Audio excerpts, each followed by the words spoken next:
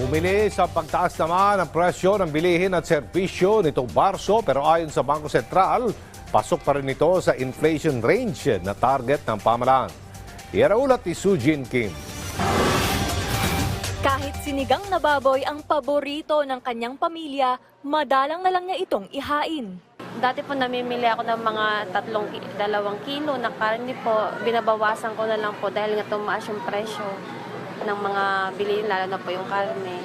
Kahit 3 lang sila sa pamilya, todo budget pa rin siya sa pamimili. Yung 1,000 ko po pag namimili, minsan ang sukli na lang, 100 na lang. Budget po yung pagpamimili. Si Tatay Alex naman, hindi raw ganong iniinda ang pagtaas ng presyo ng bilihin dahil isda lang ang lagi niyang ulam. Normal na pinamimili ko ay pares pa rin yung presyo, yung isda. Sa edad niyang 68, payo na lang ni Tatay Alex na kumain ng isda kaysa karne.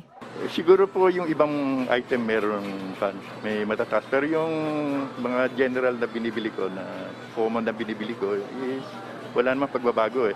Ayon sa tala ng Philippine Statistics Authority, muling bumilis ang pagtaas ng presyo ng bilihin at serbisyo. Pumalo sa 3.7% ang inflation para sa buwan ng Marso, mas mataas kaysa sa 3.4 noong Pebrero.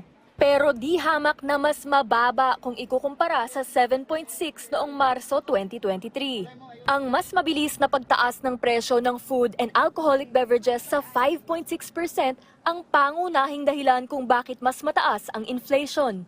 Sa rice naman, yung ating presyo ng bigas ay pataas ng pataas. The highest was Feb of 2009. It was recorded at 24.6%. So medyo malapit na tayo doon.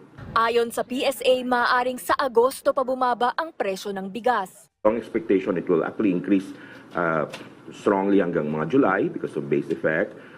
Unless there is really some intervention na mangyayari sa market na biglang bababa yung presyo, wala kaming nakikita sa ngayon. Ang pagtaas ng presyo ng inflation ng pagkain ay dulot ng mabagal na pagbaba ng presyo ng gulay, partikular ang sibuyas, tubers at saging na panluto. Nakaambag din sa pagtaas ng inflation ng pagkain ang mas mabilis na pagtaas ng presyo ng karne, partikular ang karne ng baboy. Pumangalawa naman sa mga dahilan ng pagtaas ng inflation ngayong Marso ay ang mas mabilis na pagtaas ng presyo ng transportasyon. Ito ay dala ng pagtaas ng presyo ng gasolina, ang mas mabagal na pagbaba ng presyo ng diesel at ang mas mabilis na pagtaas ng pamasahe ng tricycle. Slightly tumaas versus Feb. May slight na pagtaas. Kaya may inflation tayo dito sa tricycle na mga tricycle fare na mga 1.3%, and it added to the transport kasi medyo substantial din yung weight nito. Ang pangatlong sanhi ng mas mataas na antas ng inflation ay ang mas mabilis na pagtaas ng presyo sa mga restaurant at accommodation services, partikular ang mga cafe. Sumatotal sa 13 commodity groups, 5 ang nakitaan ng mas mabilis na inflation noong Marso. Gayunpaman, may 4 na commodity groups ang nakapagtala ng mas mabagal na pagtaas ng presyo nitong Marso. Nanatili naman ang kaparehong antas ng inflation para sa 4 na commodity groups, walang pagbabago kung ikukumpara sa antas noong Pebrero.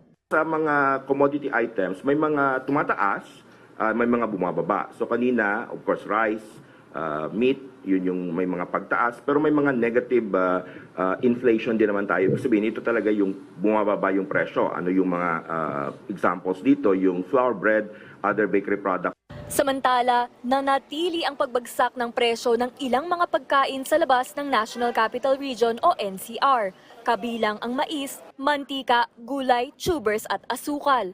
Ayon din sa PSA, ang nakapagtala ng pinakamataas na inflation sa labas ng NCR ay ang Bangsamoro Autonomous Region in Muslim Mindanao. Ang may pinakamababang inflation naman ay sa Region 1, Ilocos Region. Katunayan, 11 rehiyon ang nagtala ng mas mataas na inflation ngayong Marso 2024. 3 rehiyon naman ang nagtala ng mas mababang antas ng inflation. Habang nanatili naman ang antas ng inflation para sa Central Luzon at Davao Region. Tugon naman ng Bangko Sentral ng Pilipinas, ang March 2024 inflation na 3.7% ay pasok sa forecast range ng ahensya na 3.4 hanggang 4.2%. Dagdag naman ng National Economic and Development Authority o NEDA, tuloy-tuloy ang pagsisikap ng pamahalaan para matiyak na sapat ang supply ng pagkain at enerhiya sa kabila ng mga epekto ng El Nino at banta ng La Nina. Sujin Kim para sa Pambansang TV sa Bagong Pilipinas.